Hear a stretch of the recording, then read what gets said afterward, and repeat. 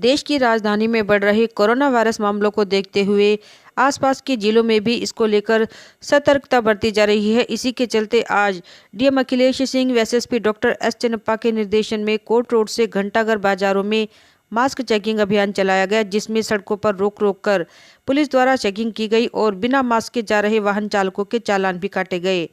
और साथ साथ डीएम व एसएसपी द्वारा दुकान मालिकों को निर्देश भी दिए गए कि यदि दुकान में कोई भी व्यक्ति बिना मास्क के सामान बेचने या खरीदने का काम करेगा तो उसके खिलाफ चालान के साथ साथ उचित कार्रवाई भी की जाएगी। जो मास्क ना पहन रहे हैं, सोशल डिस्टेंस का पालन नहीं कर रहे हैं, तो यहाँ चेकिंग करवा रहे हैं। तो सभी जनता से अनुरोध है कि मास्क पहन ले, कोविड से बचे और दूसरों को भी बचाइए और सोशल डिस्टेंस का पालन करें।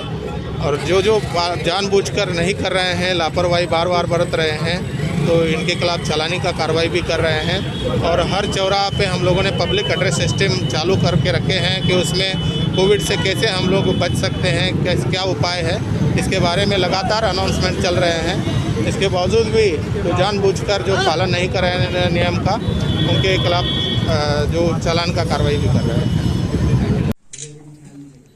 दिल्ली रोड स्थित एक सभागार में पत्रकार वार्ता का आयोजन किया गया।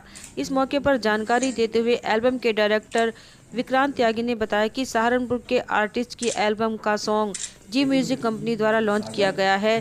कहा कि बावली सॉन्ग ने लॉन्च होते ही चारों ओर धूम मचा दी है। कहा कि जी म्यूजिक द्वारा सहारनपुर के आर्टिस्ट का गाना पहली बार रिकॉर्ड किया गया है। कहा कि गायक डेविड कॉर्सन ने अपने इस गाने से कुछ ही समय में लाखों लोगों का प्यार हासिल कर लिया है। गायक डेविड कॉर्सन ने कहा कि इस तरह के गाने गाना उन्हें पसंद है। इस मौके पर प्रोड्यूसर एचपी सिंह ने कहा कि हमारे जिले में बहुत सारी प्रतिभाएं हैं, लेकिन उन्हें सही प्लेटफॉर्म न मिलने के कारण वो लोग भटक जाते हैं।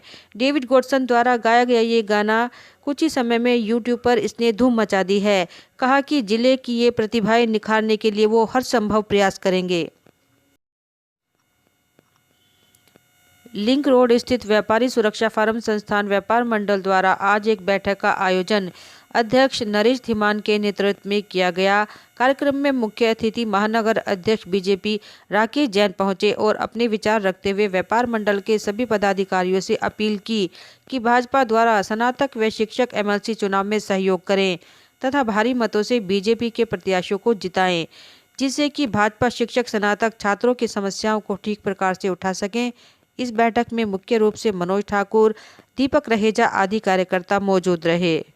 सुरक्षा फोरम संस्थान रजिस्टर्ड व्यापार मंडल का यह निर्णय देश हित में और प्रदेश हित में, क्योंकि देश में और प्रदेश में भारतीय जनता पार्टी की सरकार है।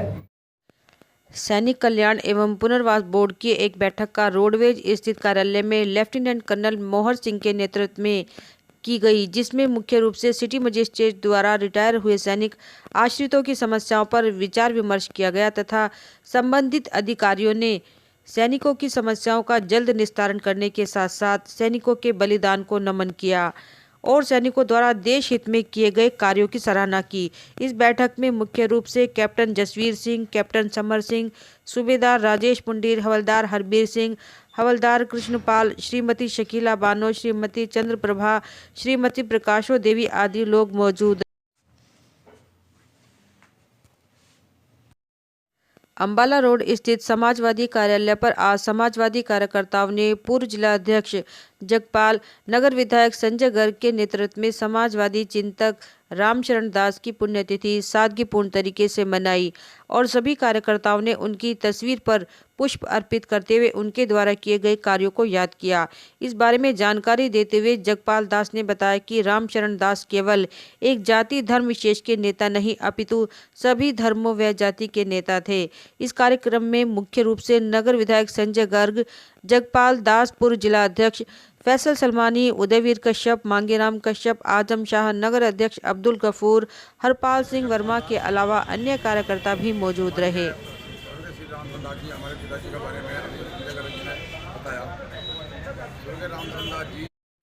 देश भर में छठ पूजन बड़े हर्षोल्लास के साथ संपन्न हुआ और श्रद्धालुओं ने आज सुबह सुबह ही मानक मऊ स्थित छठ घाट पर पहुंचकर उगते सूरज को अर्घ्य देकर छठ माता की आरती की और हलवे व कॉफी का प्रसाद लोगों को वितरित किया और सभी परिवारों ने देश की खुशहाली के लिए छठ माता से प्रार्थना की। छठ सेवा समिति द्वारा पूजा अर्चना के वक्त कोविड-19 से बचाव हेतु विशेष प्रबंध किया गया और पूजा अर्चना करने आए श्रद्धालुओं से मास्क, सोशल डिस्टेंसिंग के बारे में विशेष तौर पर कहा गया। कार्यक्रम में पहुंचे डीआईजी उपेंद्र अग्रवाल ने भी छठ माता की पूजा अर्चना कर सभी लोगों को छठ पूजन की बधाई दी। इस कार्यक्रम में मुख्य रूप से ठाकुर पवन सिंह, रामा सिंह, पंडित अवधेश तिवारी, संदीप रावत, संतोष, शरद निरहुआ, आनंद सिंह, अर्जुन यादव, तनु, संतोष, ब्रजेश सिंह, प्रिंस तिवारी आदि लोग मौजूद रहे। ये छठ पूजा का कार्यक्रम था जिसमें जो है छठ पूजा सेवा समिति के माध्यम से अथक प्रयासों से, क्योंकि पहले प्रशासन शासन से अनुमति नहीं थी, परंतु बच्चों ने मिलकर जो है प्रयास किया और प्रयास सफल हुआ और इस छठ घाट पर बड़ी नहर पर पूर्व की भांति छठ पूजा सेवा समिति के माध्यम से छठ पूजा को संपन्न किया गया।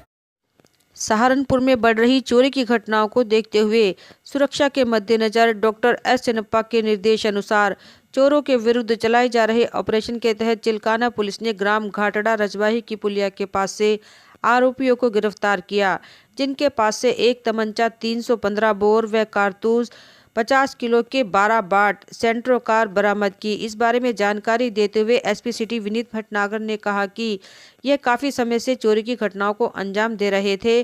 पुलिस ने इन्हें गिरफ्तार कर एक बड़ी सफलता हासिल की है।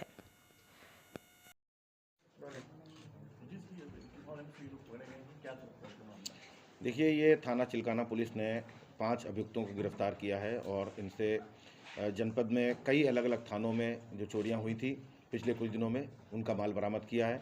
घटना में प्रयुक्त जो सेंट्रो कार है जिसमें ये लोग लेकर के जाते थे सामान को जो है चोरी करके रखते थे, वो बरामद हुआ है। बैटरी बरामद हुए हैं और लगभग 15 कुंटल के आसपास जो है जो चोरी गए थे बाट गन्ना केंद्रों से, वो बरामद किए हैं। इन जो 5 अभियुक्त हैं, इसमें से 3 अभियुक्त जो है घटना में शामिल चोरी के समय रहते थे। इसमें 2 बाप बेटे हैं और वसीम और कलीम नाम के 2 कबाड़ी हैं जो इनका सामान खरीदते थे, जिनके कब्जे से सामान बरामद किया गया है। अन्य राज्यों से भी क्या लोगों के ताल्लुक थे, वहाँ कुछ वारदात करते थे इस तरह की? जी, अन्य राज्यों में भी क्या इस तरह के लोग वारदात? देखिए, इन्होंने अपना जो हेडक्वार्टर था, इनसे जो पूछताछ में पता चला है, ये रहने वाले तो बड़ौद के हैं, इसमें से 2 लोग, और एक व्यक्ति जो घटना में शामिल रहता है ये बेहट का रहने वाला है। और जो 2 कबाड़ी हैं ये दोनों हमारे जनपद के ही रहने वाले, गागलहेड़ी का और एक सड़क दूधली का, वसीम और कलीम।